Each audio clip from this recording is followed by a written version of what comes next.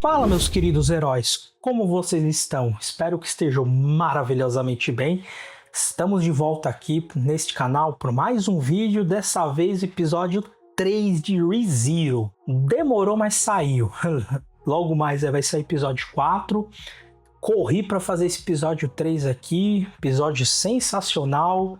Tá muito bom o episódio, tá bom? Nesse canal a gente vai ver sobre análise do episódio em si, vamos ver diferenças que teve em relação à Light Novel, que teve algumas diferenças em relação à Light Novel, tá bom? Teve cenas que foram cortadas que eu até considero importantes, que eles cortaram, tá bom?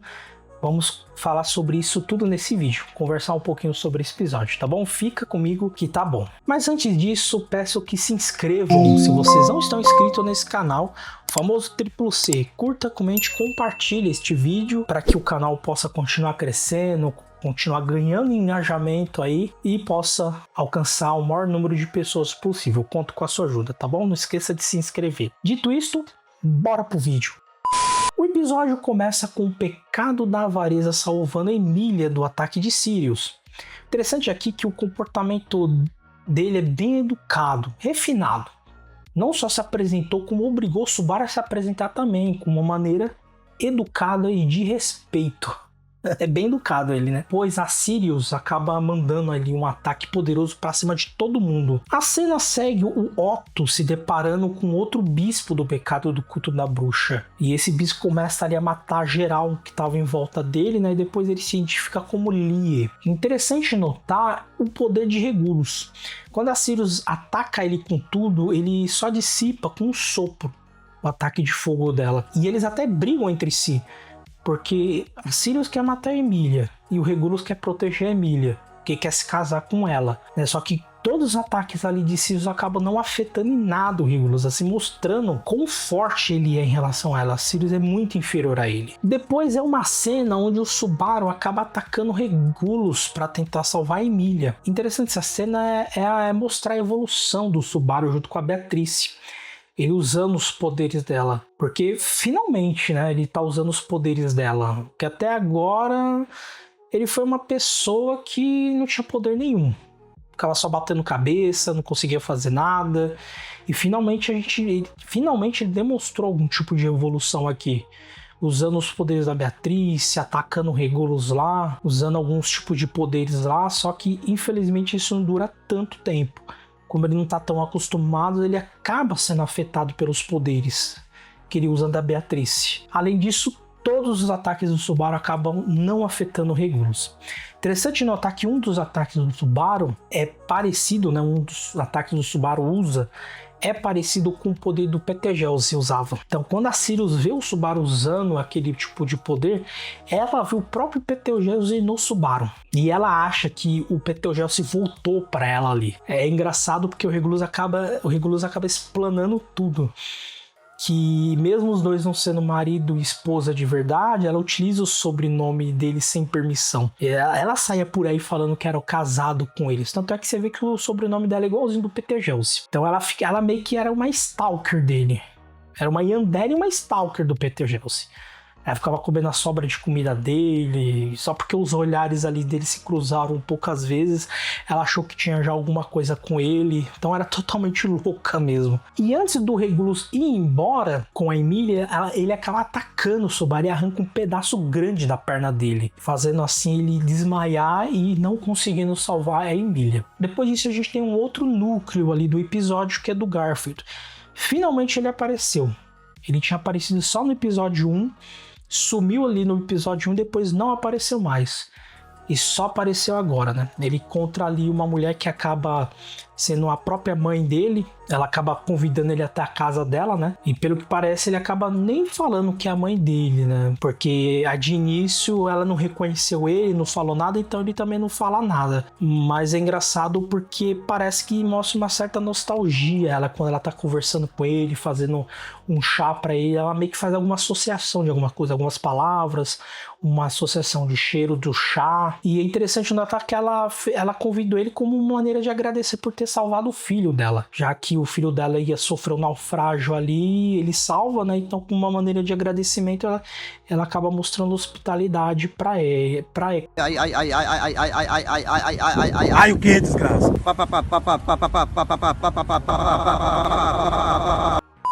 Para com ele. E parece que a irmã mais velha do garotinho não gosta muito dele. Tanto é que ela fala direto lá que tá tarde, a visita não vai embora, tem que ir embora a visita. E ele vendo que não é muito bem recebido ali, ele vendo que ela já é casada, que chega o marido dele lá, ele acaba indo embora, né? Não fica muito tempo lá, vai embora.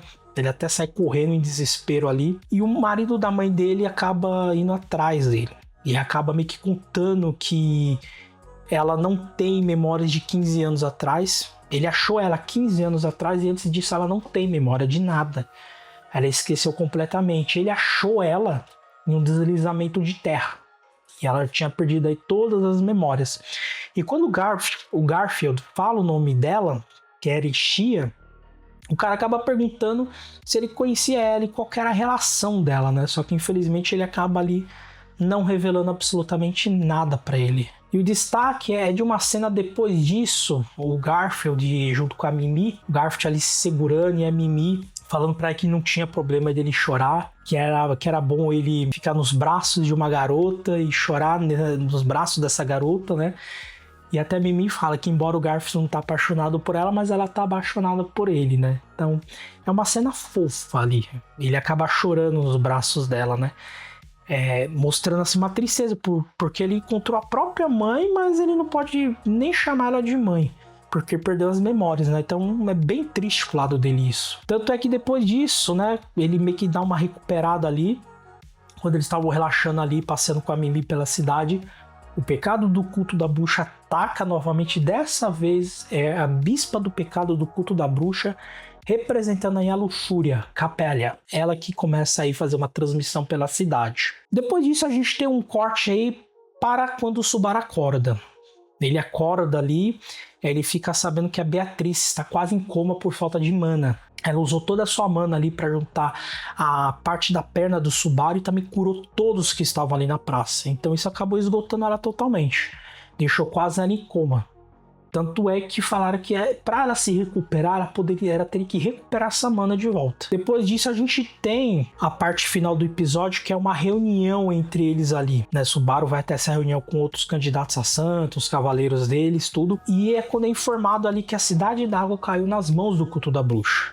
Tanto é que eles tomaram as 4 torres, então eles poderiam abrir as comportas de água a qualquer momento e mudando completamente a cidade toda ali. E eles também falam que o objetivo do culto da bruxa é pegar os restos mortais de uma bruxa, já que essa cidade foi construída como uma armadilha para pegar algo. E quem caiu nessa armadilha foi uma bruxa. Então ela acabou sendo destruída e a cidade foi inundada por água. Então os restos mortais da bruxa estão em algum lugar da cidade. E o objetivo do culto da bruxa é pegar esses restos mortais e quebrar esse selo. E ainda no finalzinho, nós temos aí o Garfield descobrindo que os filhos novos aí da mãe sumiram. E quer descobrir que o centro da prefeitura que faz a transmissão foi tomado pelo culto da bruxa. E lá era o lugar que o marido dela trabalhava. Então provavelmente os filhos foram até lá encontrar o próprio pai. E no final ele se compromete a trazer o marido e os filhos dela de volta. Terminando assim o episódio. No começo foi sensacional esse episódio. Tá muito bom o ReZero. Começou bem morno ali no episódio 1, mas no finalzinho do episódio 1 começou a todo vapor. Episódio 2 também, episódio 3 teve bastante informação. Teve bastante aí também cenas de ação, como no começo e também no final. Teve a questão do drama ali da evacuação da cidade toda, o culto da bruxa ali atacando também. Esse episódio do anime, o episódio 3, ele adaptou ainda, está no volume 17, tá bom? E eles adaptaram o restante do volume 2, mais da metade do capítulo 3 e só uma parte do capítulo 4. E eu vou falar por que isso, gente. Por que só adaptou o 3, já pulou pro 4 e só um pedacinho do 4 adaptou? Vou falar agora, porque teve diferenças e muitas diferenças. O primeiro é uma inversão de acontecimentos. Na Light Novel, a parte em que Subaru acorda e tem uma reunião com os outros lá sobre a crise do culto da bruxa, ela vem antes do Garfield reencontrar sua mãe. Tanto é que no capítulo 4 do volume 17 da Light Novel, que ele salva a criança do naufrágio do barco e leva ele para casa e acaba reencontrando a mãe. E a cena continua de uma vez só. Ele tendo uma conversa com a mãe, depois com o marido da mãe, isso é tudo no capítulo 4. Então, o começo do 4, até mais da metade do 4 é só isso. Ou seja, só agora que a gente teve algo do Garfield. Isso na versão da Light Novel. Então, eles meio que pegaram mais essa parte e jogaram para trás. E agora jogaram a continuação novamente, né? Então isso era só uma inversão aí de acontecimento. Uma outra informação extra é na parte da conversa da reunião de emergência do culto da bruxa. Eles retiraram, gente, uma parte muito importante, que é uma identidade do bispo do culto da bruxa, que é o pecado da luxúria, que é a Capela Emerada Lugunica. Esse é o nome dela. Eu não sei se eles vão colocar isso no episódio 4. Pode ser que sim. Pode ser que não. Eles podem tacar o dane-se e segue o jogo. Eles podem cortar totalmente isso. Mas é uma parte que é muito interessante. Eles deveriam colocar, porque é uma informação sobre ela. Lembre-se desse nome. Capela Emerada Lugunica, que fez a transmissão da voz ali por toda a cidade. Quando tem isso na reunião, quando falam sobre ela, o Will Ren diz que, embora ele não conheça o nome Capela, mas ele lembra que havia um membro da família real Lugunica, que atendia pelo nome de Emerada Lugunica. E essa Lady Emerada estava viva antes da Guerra dos Demi-Humanos, há mais de 50 anos atrás. E os registros mencionavam que ela era uma mulher de beleza e sabedoria excepcionais, como mostra aí na Light Novel. E essa Lady Emerada, ela acabou sucumbindo a uma doença ainda jovem. Sua própria morte não só foi lamentada pelo reino, como também lhe foi negado um funeral de estado, como seria o padrão. A razão declarada ali foi que as condições da época eram muito terríveis para se realizar uma cerimônia formal. Mas a verdadeira razão é que o povo do reino não tinha desejo para tal coisa, porque ela era uma pessoa terrivelmente bela e sábia, mas também era supostamente cruel ao extremo e constantemente envolta em uma escuridão insondável. Embora fizesse parte da família real, ela foi taxada de herege e até mesmo as notícias de sua morte pareciam ter sido suprimidas por algum tempo. E como eles não tinham certeza se era a mesma pessoa ou alguém se passando por ela, eles disseram que para escolher o nome Emerada pareceu ser um comentário sobre o mau caráter. E eles não sabiam qual era o objetivo do oponente ao fazer isso, mas a Lady Emerada não foi alguém que faleceu com grandes feitos em seu nome. Era completamente oposto. Reivindicar o nome de um membro da realeza que foi vítima de uma doença é provavelmente uma forma indireta de assédio dirigido àqueles que conhecem Emerada. Então eles acabaram retirando essa informação que é importante sobre a identidade de um dos bispos aí do culto da bruxa. Pode ser que essa parte eles colocam no próximo episódio, que eles falam mais sobre ela ou mais para frente. Mas o fato é que o conhecimento sobre quem seria ela foi nesse episódio, nessa reunião específica. E uma outra parte também que eles retiraram, que também é muito importante, pode ser que eles também mostrem no próximo episódio. Porque a reunião ainda não acabou, eles estão na reunião. Mas depois dessa informação aí da capela, eles começam a falar da bruxa que foi selada na cidade. Então eles ali depois revelam informações, detalhes sobre essa bruxa, tem outras bruxas também. Mostram detalhes de outras bruxas também, informações que são importantes. Mas provavelmente eles vão colocar no próximo episódio, né? Então, por isso eles acabaram adaptando somente uma parte do capítulo 3 e só uma parte do capítulo 4. Então provavelmente aí no próximo episódio eles vão adaptar o restante desses dois capítulos do volume 17 concluir, né, que vai até o capítulo 5. Então você pode adaptar o restante do 3, o restante do 4 e o 5 inteirinho. Aí acaba concluindo o volume 17, fechando o volume como um todo no próximo episódio. Entendeu? Então provavelmente vai ser desse jeito. Certo? Então é isso, pessoal, esse é o vídeo, espero que tenham gostado das informações que eu trouxe, da análise aí do episódio, espero que vocês tenham gostado do vídeo, tá bom? Não esqueça de comentar o que você achou do episódio, se vocês gostaram, se vocês odiaram, se acharam podre, se acharam maravilhoso, pode comentar, seu comentário é sempre bem-vindo, discordar nunca será ofensa, tá bom, gente? É isso, fico por aqui, se cuidem, pessoal. Fui!